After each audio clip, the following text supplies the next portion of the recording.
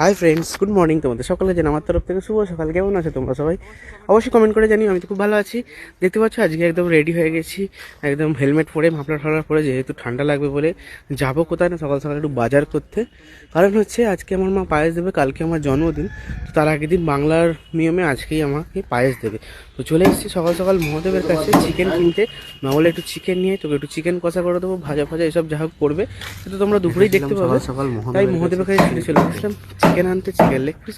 আর বললো আজকে যেহেতু জন্মদিন, তো সেই হিসাবে বলছে মুড়ি খেতে হবে না, তাই আজকে কিছু নিয়ে আয়। তো আমি বললাম তোকে বলছিলাম কচুরি আনতে, আমি বললাম না কচুরি বড়োটাই খেতে পারবো। তাই চলে গেছিলাম মহেশ্বরপুরে। আর মহেশ্বরপুরে থেকে বসে এখন পরোটার দোকান আছে, সব পরোটার দোকানগুলি খুব সুন্দর সুন্দর টেস্ট। তোমরা চাইলে টেস্ট করতে পারো। এখন যা দাম হয়েছে 100 গ্রাম 20 টাকা, 150 গ্রাম 30 টাকা। আর ভিডিও ভালো লাগলে অবশ্যই লাইক করে যেও। আর ইনফরমেশন পাওয়ার জন্য যারা নতুন আমার চ্যানেলে দেখছো অবশ্যই ফলো করে যেও। চলো আজকে সারাদিন কী করছি অবশ্যই তোমরা দেখো। পরে কথা হচ্ছে আবার তোমার সাথে, লাইক করে দিও।